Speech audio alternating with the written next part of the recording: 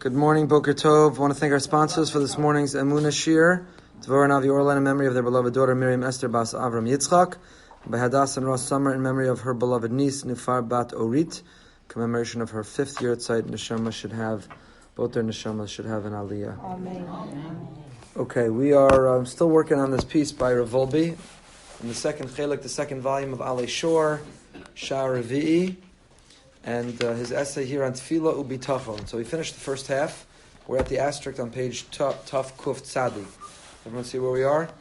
Those who have a paper, there's more available here. In the first half, Rav Wolbe has developed the notion of Somech Geula Tefillah, the value of the idea of going directly from meditating, reflecting on Hashem's hand in our history, to then beginning to make requests of Him for our destiny. That our Tefillah is empty. They're empty words. They're hot air if they're not informed and inspired by a profound belief and faith that Hashem is actually capable, and that He's listening, and that He cares, and that He acts. If we're just reading a script, if we're just getting through the words, reading a template, it's not meaningful. So therefore, by being Somech Geula Tefillah, based on the Rabbeinu Yonah, the Gemara Brachos, we've developed the idea that being Somech Geula Tefillah, Geula is, I see in a very real way, a student of history, I see that Hashem's hand was guiding history. Nothing was fluke, nothing was random, nothing was chance. It was all Hashem's hand. And so too, when I make requests of Hashem now for what I need in the present, just like He responded in the past, so too I have faith and trust and belief that He will respond in the present and in the future. And Rav Wolbe developed the idea that the gym for Emunah is the sitter. You work out your muscles with weights, and you work out your Emunah with davening. That's the place we work out our Emunah, is with davening. I heard this past Shabbos, Rabbi Eli Marcus of Reshit quoted Rav Kook, who said that, very interesting, he said, if you want to know how your finances are, you go to a financial advisor, you go to an accountant, and they look at your numbers, they look at your books, and they could tell you how financially stable you are. If you want to know how your health is, you go to a doctor, they take some blood, and they do an exam, and they tell you how your health is. In every area of life, there's an expert you can go to. There are tests and laboratories that can be done, and you can get the results to tell you how well you're doing. How do you know how well you're doing spiritually? How do you know how well you're doing in Emunah? So he said, Rav Kook apparently says, you open the siddur and you daven. Davening is the barometer, davening is the thermometer that tells you how well you're doing spiritually. If the davening is flowing, if it comes, if you walk away a changed person than when you came in, if you have a sense of faith, if you feel connected to the prayers that you're saying, if you believe there's someone on the other end listening, all of that tells you that your spiritual, your ruchnius is healthy, it's doing well. Tefillah is the barometer for our neshama. You go to the financial advisor, you go to the doctor, you go to the expert in every area. So the siddur is the expert in telling us how we are doing. So Rav Wolbe talked about that's the gym. That's where we work out the Emunah muscle so that it can grow. So that when we need it, when you need to engage those muscles, you don't want to tear a muscle. I told you the story about the guy who survived a heart attack because of the Carlebach Minyan. He had been working out so he could keep up with the Carlebach Minyan in our shul. And because he had been working out, he was well enough. So if you first wait to work out when you're going to have the catastrophic event, the crisis, you may not survive it. But if you've been working out in advance of it, when the crisis strikes, you're ready for it. It's true about a healthy marriage, it's true about your physical health, and it's true about your spiritual health. If you wait to grab the siddur to learn how to daven when you're in the foxhole, where there's no atheists, you wait till there's a crisis and you're going to grab the siddur and you think you're going to daven then, but you don't know how to daven. And I don't mean you don't know how to say the words, I mean you don't know how to open up your heart. You don't know how to reflect and meditate. You don't know what His bodhidus is. You don't know what it means to talk to Hashem like He's your best friend. If you wait to develop those skills, if you wait to work out those muscles till you need them, it could be too late. And that's why it's important to keep them sharp even beforehand. And Rav Wolbe, we lastly concluded with binyan and smicha, planting and building. The idea of the building is strong, it has a strong foundation, it has structure, it's rigid. Whereas planting can grow wild, but it has creativity, and it blossoms, and it develops. And the need of the balance between the two, he talks about particularly in the area of education of our children, but it's true in the area of our emunah. It needs to have a strong foundation, it needs to have boundaries, it needs to have structure, but it also needs to be allowed to blossom and to grow. Okay, that leads us all up to today. Mahalach sheni lebinyan bitachon.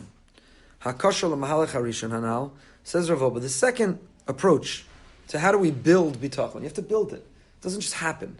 People wonder, she has such faith. I wish I had that faith. Well, do you work on that faith? The people who have faith weren't born with that faith. Many or most of them work on it. It takes a lot of effort. When they're in that moment of anxiousness, of envy, of anger, of worry, of uncertainty, to stop and to have the discipline and the self-control and the focus, say, no, I believe, I'm taking a leap, I'm not worried, there's a reason, things will work out. Who's that Kasher Yaakov Avinu Olav Hashalom Shamal Bias Esav? When Yaakov hears, not this parsha, but we're getting there, when Yaakov hears that Esav is coming to attack him, he's having a reunion with Esav, and he fears Esav is going to attack him. Yaakov prepares himself in three ways. L'doron, he sends a gift. L'tfila, he davens. L'machama, and he girds himself for war. Right? This is what we do in modern times. Diplomacy, prayer, and getting ready for war. That's what's going on. Our brothers and sisters in the south of Israel. So the diplomacy has yielded a supposed ceasefire. We'll see how long it lasts. But believe me, they're also preparing for war. And they and we are also davening. These are the three things when we anticipate a conflict, a confrontation, the three ways we react. We engage in diplomacy, try to resolve it that way. We're prepared for war, and then we definitely have to pray. Harehu ishtadol b'yatzalaso b'chol yichalaso ach lo histapik b'emtzayim ativim. So Yaakov Avinu exerts effort, takes initiative in order to succeed in every way he can. So he makes sure that he's got weapons and in a well-trained army and an excellent strategy. He's prepared. But lo histapik b'emtzayim ativim, he's not satisfied with the natural initiative. Hamtana sheshalach le'esav, the diplomacy, the gifts he sent, or hachanas machama, elahub mazeg osam im emtzai ruchni, tefillah. So Yaakov Avinu prepares himself with the perfect blend, which, by the way, where did he learn to do? Probably our parsha.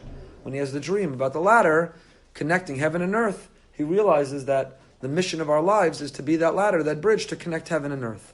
You can't exist too much in the heavens, nor can you be too firmly planted on earth. That our mission is to find the balance, the blend between the two.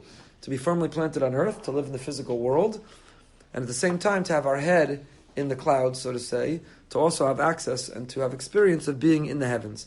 So Yaakov understands that you have to live life with that blend, with that ladder, with that bridge between the two, and he prepares for his confrontation with Esav with those two.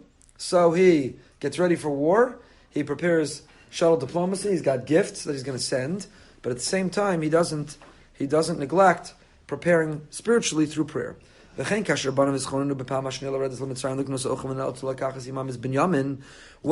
sons prepare the second time to go down to Egypt in order to get provisions and in order to save their brother Binyamin,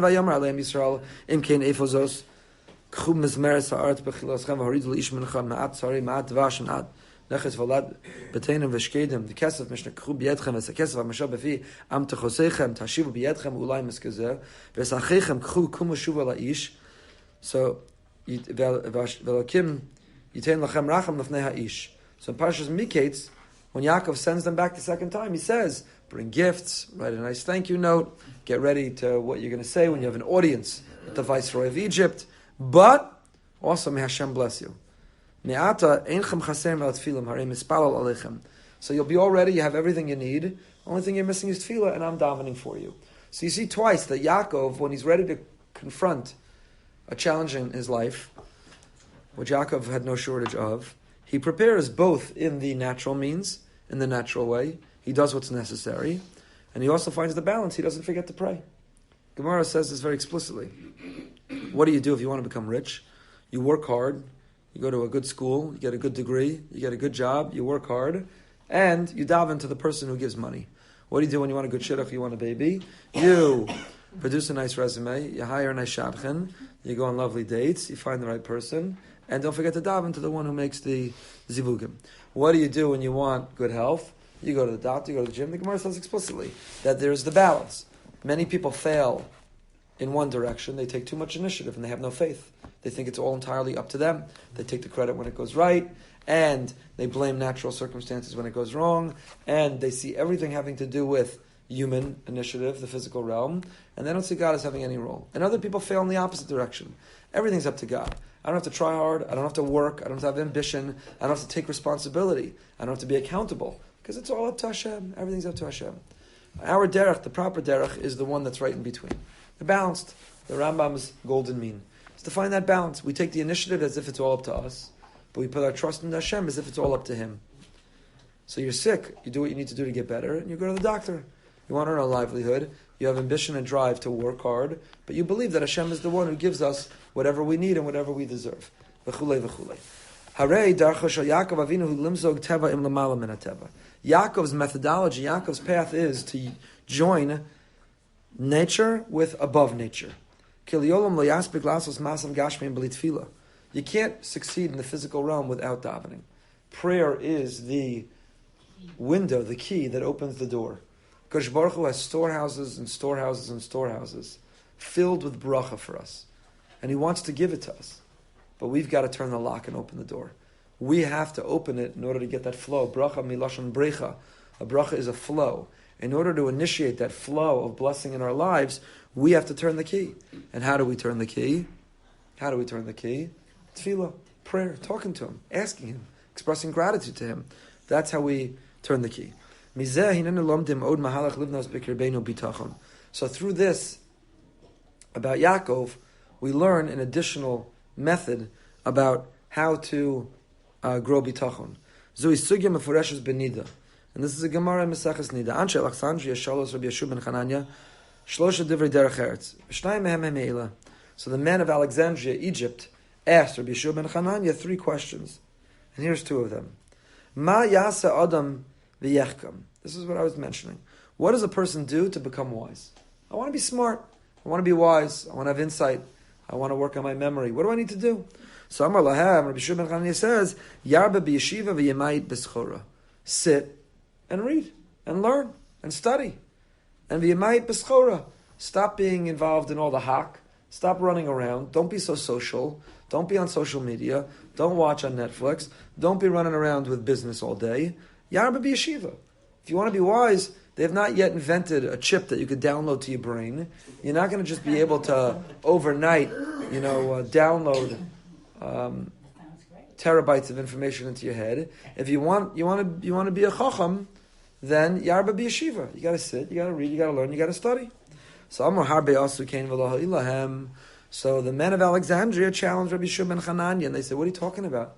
You've got study halls and study halls, but they medrash and libraries filled with people who sit and read and study all day long, and they're not wise. They're not particularly insightful. They're not particularly brilliant. They don't particularly have wisdom. So your suggestion doesn't work." So he said no. Yivakshu racham mimisha chachma shelo. Shenemar ki Hashem yitain chachma b'piv das utfuna. So he answered no, because all they did was sit and read and study and learn. They forgot to do the other missing ingredient, which is to ask Hashem, Yivakshu racham mimisha chachma shelo, to ask for compassion from the one who owns wisdom. You could do taking all the right initiatives, do everything right, but in the end, it's up to Hashem to give. My kamash malan. So why did it say sit and learn in yeshiva? Why just skip that? If Hashem is the one who has storehouses of wisdom, and if you ask Him, He could grant it, so why do I have to sit and study and read? Why can't I skip that part and go directly to the Yavakshu, ask from the one who has it? So say, Hashem, I really like playing sports, and I really like running around, and I really like doing business, and I really like engaging socially, and I don't really like sitting and learning, or I don't really have time, or I don't really want to. But can you make me a chacham anyway? You can do anything, Hashem. You're all powerful. You have everything, all capable. So why can't I skip that other step and just go to the Yivakshu racham in Misha Chachma Shelo? So the Gemara answers, Rabbi Yeshua ben Chananya tells these men of Alexandria, you know why? Because ha below ha lo sagya. One without the other doesn't work. It doesn't work. One without the other doesn't work. You need to do them in tandem. You need to do them in parallel. You need to do them in partnership. We have to do our initiative, but our initiative is not enough. We have to ask Hashem, but asking Hashem while sitting passively on the couch is not enough. It's the combination of the two. They also asked him, the men of Alexandria, what can a person do to become wealthy? I want to be wealthy. So he said, so do a lot of work, negotiate, get out there in business, network, kill it, and also do your business be'emuna, faithfully. So he says, Harbe also came v'lo ho'ilu. Everyone who's trying hard in business to make $1. Everybody's trying hard to kill it. Everyone wants to be wealthy. So how could your answer just be, go to work? I want to be wealthy, what should I do? I saw on the news the $1 billion lottery ticket winner still hasn't turned it in. He's figuring out what to do with his money. Yeah. So, he's running out of time though, whoever it is, he or she. April. Apparently. No, I saw they're running out of time. So, what should we do? The Gemara said, the men of Alexandria asked Rabbi Yeshua ben Chananya, Ma yasa adam v'yisasha, I want to be wealthy. And he says, so work hard. I said, work hard. You know how many people have tried to work hard and they're not making a lot of money? You know how many people go to work and kill themselves, and they don't kill it? Ella, so he says, Yevakish racham emisha osher shalosh, nemar liya kesav liya zav. Oh yeah, one other thing. Don't forget to daven and ask Hashem for help in killing it. So my kamash malan.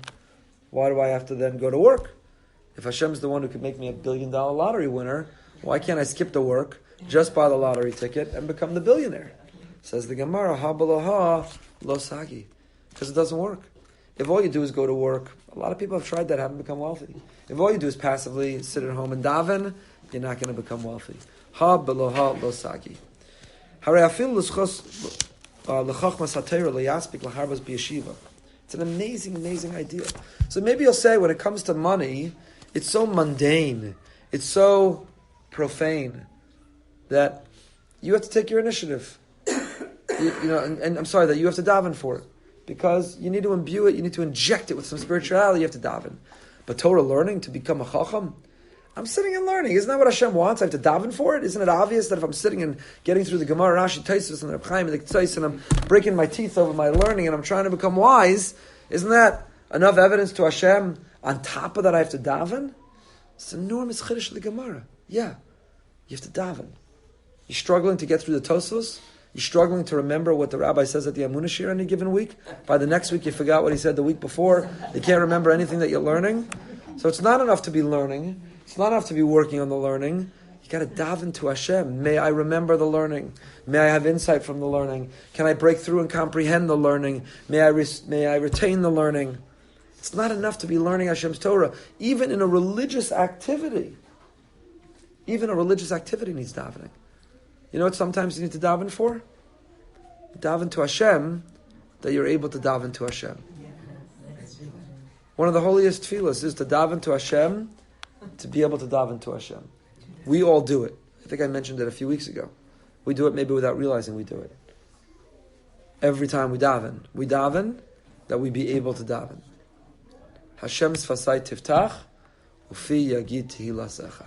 Before I start my conversation with you, Hashem, before I remind myself how great you are, with 3 brachas, and then 13 things I have to ask of you, and then 3 ways I want to say thank you to you. But before I do any of that, I'm worried. I got a lot on my mind. I got a lot to do. There are a lot of distractions. I'm pretty exhausted and spent and tired and wasted. So I'm very worried that I'm going to stand here and try to talk to you, and it's an exercise in futility. I'm going to walk out no different than the way I walked in, and I'm not going to be present, and I'm not going to be connected, and I'm not going to be focused, and I'm not going to be enthusiastic. I'm worried. I got a lot to do, and I'm passing out. So what do I do before I daven? I daven that I have a successful davening. Hashem, sfasai tiftach. Open my lips. Ufi agiti lasecha. Let my mouth speak your praises. So, who's the author of those words? I mentioned this a few weeks ago, apropos of forgetting everything I say. So, David HaMelech in Tehillim, when David HaMelech says, reflecting on the episode with Bathsheba, when he says, Chatasi Lashem, I've sinned to you, God. Which we won't get into the episode with Bathsheba, but David himself makes a confession, I've sinned, admission, I've sinned to you, Hashem. And now he's worried. Hashem's going to have no interest in hearing from him. Have you ever disappointed someone so badly, you hurt somebody so deeply, that you don't even know how to begin the conversation? Or you're just in such a fight that you're just avoiding each other because no one knows what to say to get it started. You don't know how to begin to talk in order to resolve the conflict. So Hashem svasai tiftach. David says, Hashem, I want to reconnect with you. I don't even know what to say. Put the words in my mouth. Give me the right words to say to get this conversation started so that we can feel close once again. So we use his words when we have that same feeling. And when do we have that same feeling? Once a year, once a decade, once a month? 3 times a day. Because in between each Amidah, we disappoint Hashem, we neglect Hashem, we forget Hashem, We do it our way instead of his way. We do what we want instead of what he wants. So how do we come back the next time? Shacharis, I had big plans for the day. Ooh, the sun is high in the sky. The day is filled with promise. This is going to be my day. By Mincha, I've blown it. So how do I come back to Hashem? Hashem Sfasai Tiftach. Mincha, I had such big plans. 5 minutes later, by Marav, I've already blown it. So Marav, Hashem Sfasai Tiftach. So even our tefillah requires tefillah. You know what else requires tefillah sometimes? Emunah and bitachon. It sounds paradoxical. Why would you daven if you're struggling with believing there's a God? Does it make sense to talk to that God? It's paradoxical. It's really illogical, and yet it's magical, and it works. One of the great ways to break out of an emunah struggle, an emunah rut, is to daven to Hashem to have emunah. It's kind of the achar peulos nimshach halavavos. Sefer HaChinuch's entire thesis is that don't wait to be inspired and then act. Act and you'll be inspired. There's a Yiddish expression, which I don't know how to tell you in the Yiddish, that with the eating comes the appetite. With the eating comes the appetite. I'm in the middle of a 7-day eating whatever. So after each meal you say, you know what, I'm done. Next one, I'm going to nibble, I'm going to sit out, I'm going to sit on the sidelines, I'm done. So every Yontif, every Pesach, you ever been to a Pesach program? You swear on a Sefer Torah, I'll never eat again the rest of my life. When they have to wheel you in a wheelbarrow out of the meal, and I'll never ever eat again. And by the next meal, just a little taste. I'd be remiss if I didn't give a little taste. And with the eating comes the appetite. Just thought, you know what? So someone says, I'm not eating. No problem. Don't eat. Just taste this. You taste it.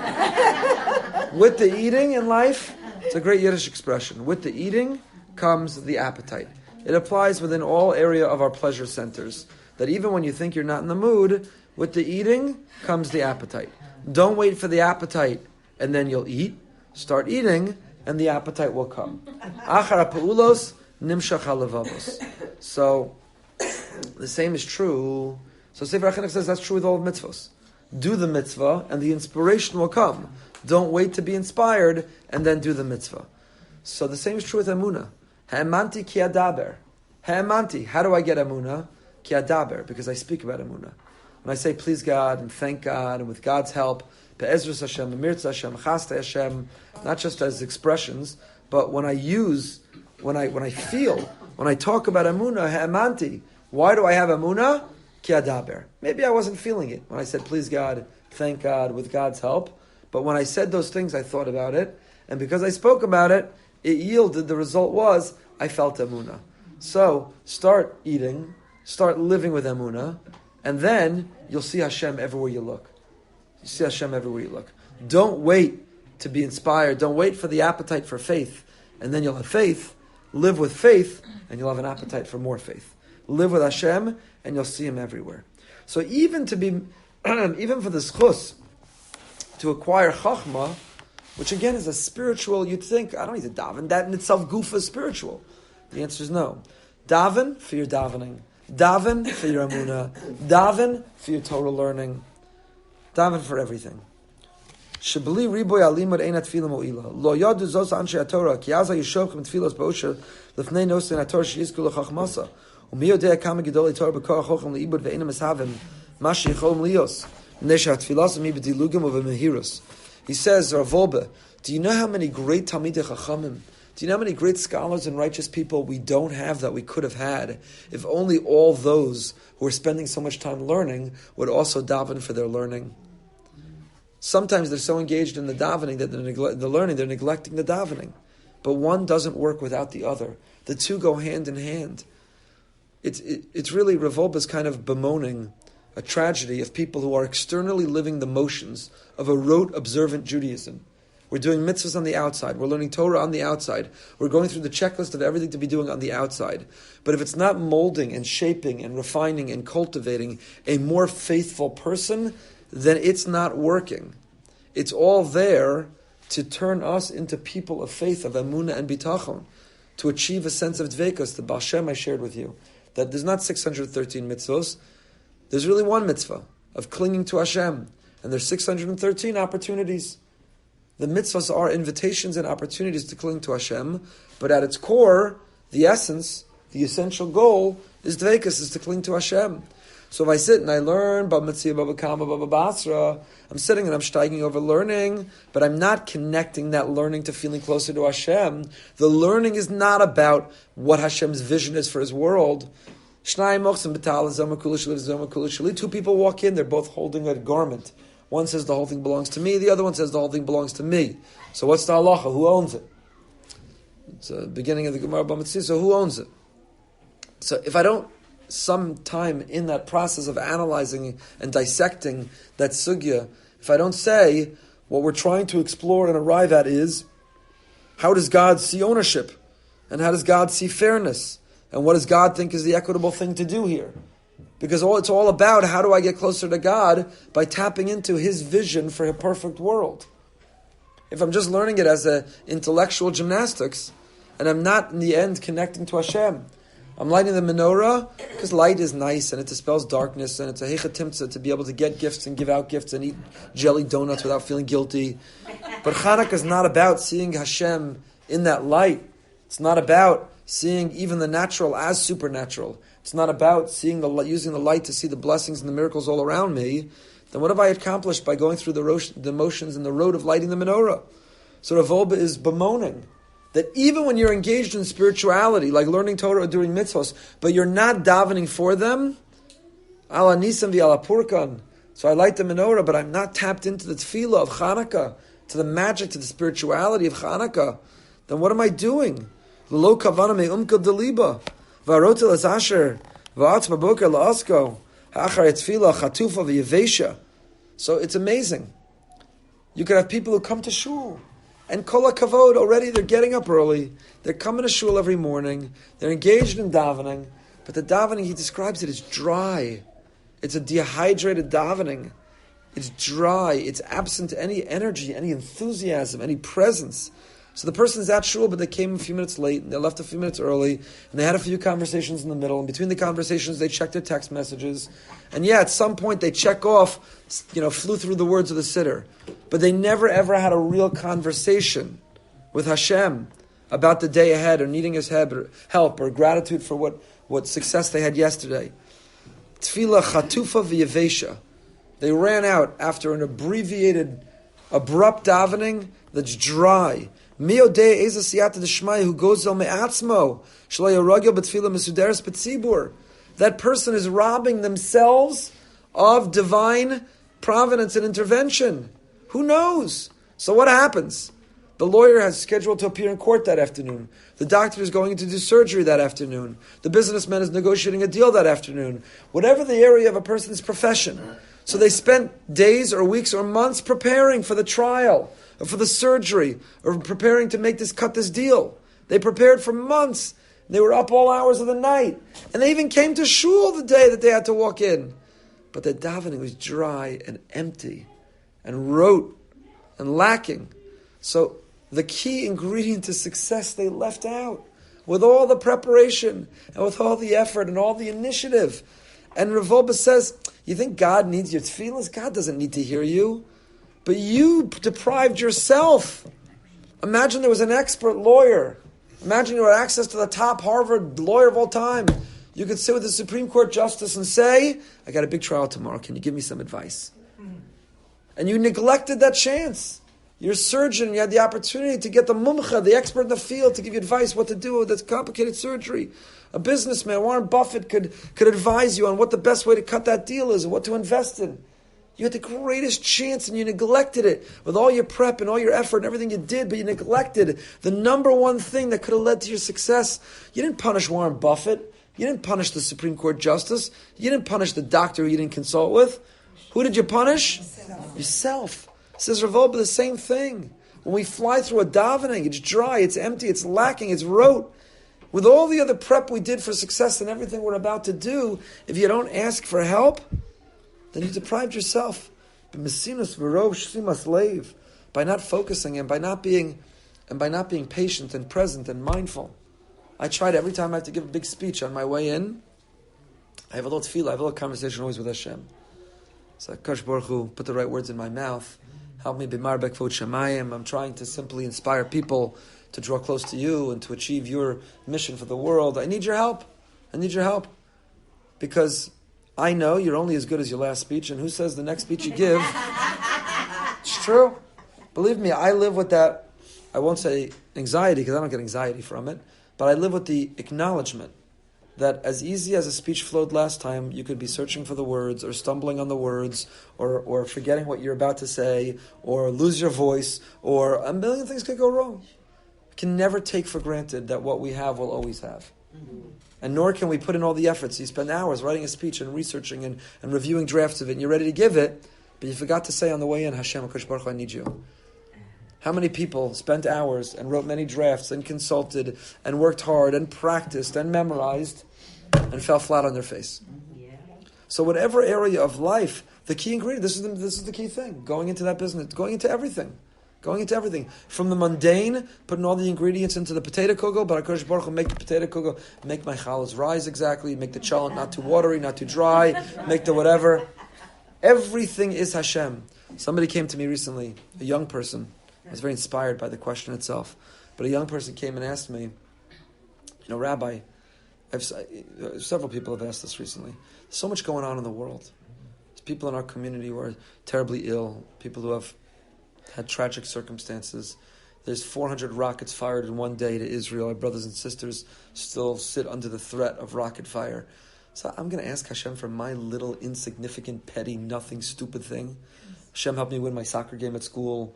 Help me get in with the cool kids. Help me do well on my test. Or if you raise that a level to us, Hashem, help me get in with the cool women in shul. Hashem, help me, whatever the parallel is in our lives. Help me afford that expensive pair of shoes I'm desperate for. Hashem, help more significant things. Help my marriage, or help my son or daughter get into the Ivy League school, whatever it is. So in contrast to those huge things, I'm going to ask Hashem for the small things. It's such a beautiful, thoughtful question in terms of its sensitivity. But I said, and I really believe this, me'umka delibi, from the depth of my heart, that you don't understand. It's the exact opposite. You think that you're deferring to Hashem and His greatness, and you're showing Him respect by saying, look, my things are petty, they're insignificant. I'll take care of it. You focus on the big things. But you're doing the opposite. You're insulting Hashem because you're suggesting He can't do it all. And Hashem can do it all. Hashem can make world peace and stop the rockets and heal the sick and also help you win your soccer game. Hashem could do it all. And all Hashem wants is to know, when you dive into Hashem because someone's deathly ill, terminally ill, Hashem is impressed and He's grateful for those tefillos, but He also knows they're coming. He expects them. Because the whole community stops. When someone has terminal illness or there's tragedy, who's not going to stop and daven in that moment? But when Hashem hears you turn to Him and say, I need your help to win my soccer game, He says, wow, this young girl, this young boy even believes I helped them. I determined the outcome of their soccer game. Wow, I feel close to them right now. Wow. You don't prove that you believe in Hashem when you ask Him for the big things.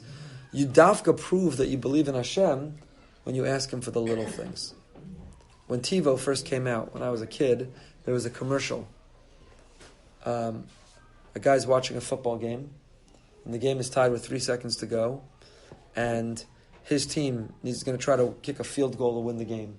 So the commercial for TiVo, because this was this new invention, was that he was able to pause the game, and in the commercial he goes to church, and he gets down on his hands and knees and he prays, and he comes home, and he presses play on TiVo, and they kick the winning field goal. Good. Leave out the shilas about the timeline, if the game was in real time, and the prayer, and the free. Okay, leave out the shilas. Can't ask kashas on a commercial. But I used to use this in teaching about tefillah. Is that commercial, is that like heretical, or is that a beautiful display of faith? Right? Cut and replace the church with a shul. You're watching your favorite team, and you freeze TiVo, and you go to shul, and you say Parak V'Tehillim, and you come home. And you come back and watch, and you press play. Is that a beautiful, beautiful thing? Is that a heretical thing? Beautiful. So most people would say, that's what you use your prayers for? That's what you're praying for? That's what you get kiviyachal on your hands and knees for? It's a terrible, terrible thing. And I say, Adirabba. What a powerful thing. What a beautiful thing. What a beautiful thing. Is there a greater message to a parent? So when a child reaches out to a parent because they're in crisis, I can't pay for my apartment this month, and I need your help. I can't pay my bills, and I overspent, and I miscalculated, and I need your help. So it's a big chiddush. The child reached out to the parent. You really feel loved as a parent because the kid reached out for you then. But when the child reaches out and says, I have to make a big decision, and I want your advice. I need your help. I want to know what you think. I want to tap into your wisdom. I need to do something. I want to know how you do it. I want to do it the way you do it. Small, insignificant thing. I need to make the cake that you make, and I want to know how you do the cake. Do you heat the oil before you pour it in the potato kugel, or you pour it into the potato kugel while it's cold, the oil? Right? A stupid thing. When do you feel closer to the kid? When they ask you for the pet. The Ribono Shalom is waiting for us. He knows we believe in him, not when we ask him for the world peace. When we say, help me win the soccer game. That's when he knows we believe in him. So he's waiting for us to ask for help. Making the potato kugel and the challah, for shalom bayis in our home, for nachas from our kids, for the health of our friends. When we're walking into the courtroom, or the exam room, or the business meeting, or the supermarket, or the gym, we're taking all the initiative. You could be driven, and you could have ambition, and you could be the biggest type A personality ever. But if you leave out that core ingredient of asking Hashem for help, the core ingredient of turning the key, you can't open the door and you have this image, you open the door and it like pours out and overflows on top of you, and all the bracha. Whatever bracha you need, it's health, it's pouring out of that treasury. It's money pouring out of that storehouse. Whatever it is. But it's there. Kadosh Baruch Hu, the account is full. It's like, I'll give you this mashal. You're meant to win the $1 billion lottery ticket. You're meant to win it. Kadosh Baruch Hu is determined those are the winning numbers. Well, you have to buy the ticket. If you don't have the ticket, in Shemayim it could be determined that you're the one who's supposed to get $1 billion. You gotta have the ticket. Even more, you might have won the ticket. Kadosh Baruch Hu gave you $1 billion. But you gotta bring it in. If you don't bring it in, you don't have access to the $1 billion. Kadosh Baruch Hu has designated for us Shefa Bracha. We have all kinds of blessing that we can't even dream or believe of. But we can't access it without turning in the ticket. And the way to turn in the ticket is through tefillah. Who knows the siyata d'shmaya? And masa matan be'amunah levakesh osher hu rak hatanai shatefillah te'aneh. So when you sit and you study and you learn, you only become a chacham when you couple it with prayer. And when you go work and you're killing it in work, you only succeed when you couple it with prayer. If you build your life on the foundation of trust and faith, you will succeed. And how do you build that foundation? By joining together effort and initiative with prayer. Work like it's all up to you, and pray like it's all up to Hashem. And when you do it together, the two in tandem, you will have success. And I want to close just by pointing out that you will have success doesn't mean you're going to leave here now and you're going to go work hard and you're going to go hard work and you're going to daven hard and you're going to come back in a week and you say, where's my $1 billion? I'm working hard, I'm praying hard, where's my $1 billion? The yatzliach, the hatzlacha is lav dafka the $1 billion. The hatzlacha is that you're going to feel like a billionaire. You're going to realize you have what you need. The combination of the emunah and the effort and the initiative is going to make you feel whatever I have is what I need. Whatever I have is what I deserve, is what I need. And Amir Hashem, we should all be zocheh to feel that bracha in our lives.